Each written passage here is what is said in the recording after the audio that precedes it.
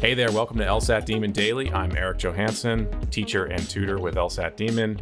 With me is Nathan Fox, one of the co-founders of LSATdemon.com and the weekly podcast, Thinking LSAT. Nathan, we have an email today from Ananya.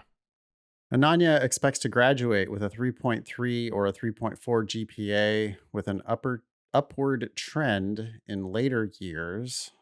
They have a law firm and nonprofit work experience.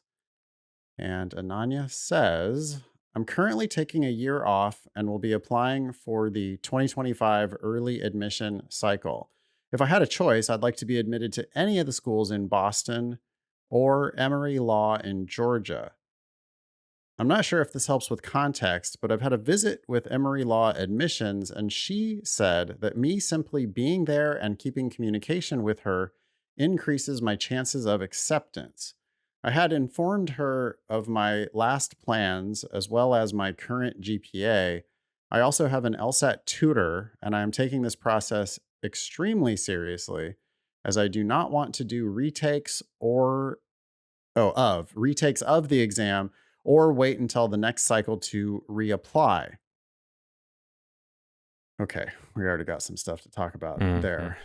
I'm looking to ensure that my process is truly a one and done situation, as I genuinely can't wait to be in law school and start my journey in my future profession. My ask from you both is an honest evaluation of my situation. I'm aware that admissions does not care for excuses, and I honestly do not wish to give them any. As a third party to my above explanation, what are the honest chances I have, and what can I do to improve them? And if it's not too much to ask, I'd love to know what law schools you both think I have a chance to attend. Cheers, Ananya. I think we should address the one and done aspect first. I don't have a problem, Ananya, with the idea that you're going to only apply to law school once. I think that that is totally reasonable. I think if you go in with the right LSAT and if you apply early in the cycle, then I think you have a great chance of getting into tons of schools, and we'll get to that in a second. You are making a major strategic error by saying that you do not want to retake the exam. That's like stepping to the plate in a baseball game saying, I'm only going to see one pitch. Like, you might as well go ahead and start the count 0-2 because I'm just not gonna, I only one strike's good enough for me. And that's ridiculous because you might swing and miss, or you might foul one off, or you might not hit a home run basically on that first pitch. And if you don't, in baseball, you get 3 chances, but on the LSAT, you get 5 chances in 5 years. Law schools only care about your highest score, and you're absolutely nuts to be deciding in advance that you're only going to take it once. Especially when that will have an impact on the rest of your legal career. Where you go to law school launches you on different trajectories for your legal career. And there's a big, big difference between Emory Law and some of the schools in Boston. There are some schools that are comparable to Emory Law because there's a lot of different law schools in Boston. But, Harvard is also there, and there are there are good law schools, fine law schools, and there are truly elite law schools. And this idea that, all you're trying to do is like squeak in, like, oh, I'm going to keep in touch with Emory so that I can squeak into that school. I just don't think you're thinking about it right. I want you to be really interested not only in where you go, but the price you pay. I want you to realize that law schools charge everybody a different price. And I want you to get into the right school at the right price for you, which involves getting the best LSAT you can possibly get. You're thinking about it all wrong if you're like, well, I'm only going to take it once and I'm going to apply early in the cycle. Applying early with a bad score is not as good as applying later with a better score. And it really doesn't hurt you, Ananya, to wait. If you have to wait because you end up taking the LSAT 3 or 4 or 5 times, or if you have to wait because it takes you longer than you had anticipated to prep, it's an investment in your future, Ananya. You're going to end up making it back and more on tuition discounts, Mm-hmm. scholarships. You're also going to make it back on the kind of school you go to and the career trajectory that you get launched on if you're able to apply with better numbers. It's just also what a lawyer would do. Like, what would you say Yeah. if you had some legal issue, Nate, and I was your lawyer, and I told you, well, let's try this one thing to Right. and if that doesn't work, well, you know what? This is really a one and done situation. This is what we're gonna do. This is our shot. Yeah. Right. Or might you seek other legal counsel?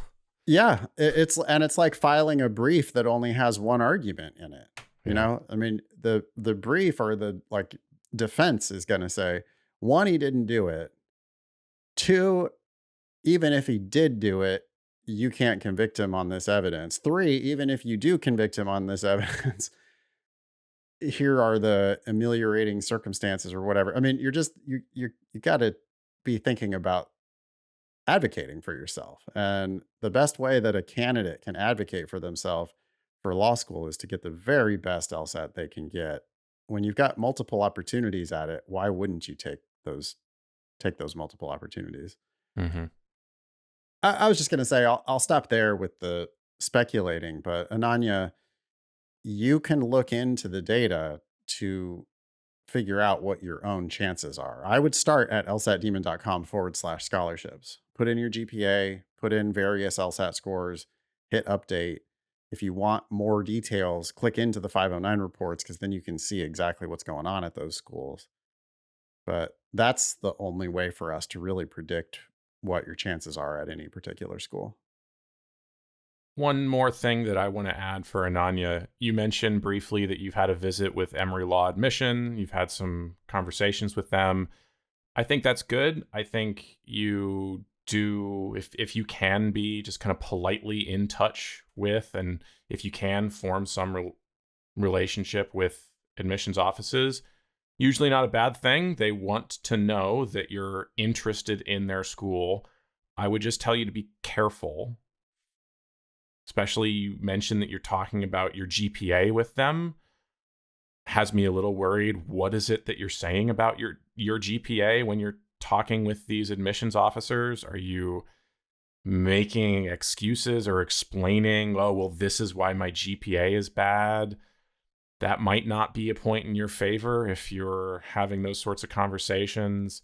Recognize also that these admissions officers will always tell you that you should apply. They will always tell you that, yeah, I think you could be a good applicant, definitely points in your favor.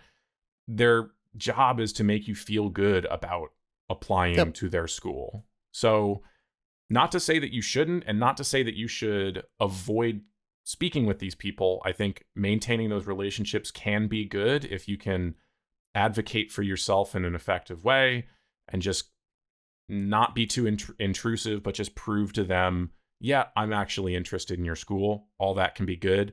Just be careful about getting into stuff that doesn't paint yourself in the best light, which, talking about your GPA, that might not help your case. I want to double down on something you said a second ago that you've got to remember, Ananya, that these are salespeople that you're talking to. They're trying to make the sale, and making the sale means all they really want is your application. They would love to deny you. If you apply and they deny you, it increases the prestige of their school. They would also love to admit you and try to get you to pay full price because somebody's got to keep the lights on. And if you barely squeak in, then they're going to congratulate you, gas you up, make you feel like, oh, it's so, such a privilege and an honor. And you're such a great fit for our school. Then, yeah, sign here.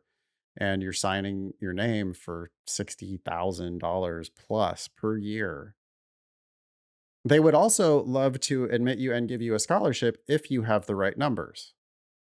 In any scenario, they win.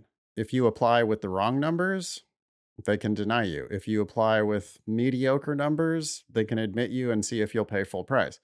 If you apply with great numbers, they will admit you and give you hefty discounts because your numbers will raise the prestige of their school. But in all cases, they're trying to get you to apply. So just be careful how much advice you take from these people. Be careful with, what is oh, just keep in touch. It increases the chances of acceptance. What they really want is for you to apply to Emory and only Emory. That's what they would really love. Mm. And what you should do instead is you should get your very best LSAT in hand, and then you should apply to Emory and at least 9 more schools. I think everybody should apply to at least 10 schools, bare minimum, so that you can find out what your value really is in this market. Yep. That's all I got for Ananya. Thanks, Ananya. Best of luck. Keep us updated. Email daily@lsatdemon.com if you'd like to ask us a question or share some LSAT or law school admissions news. Thanks for listening.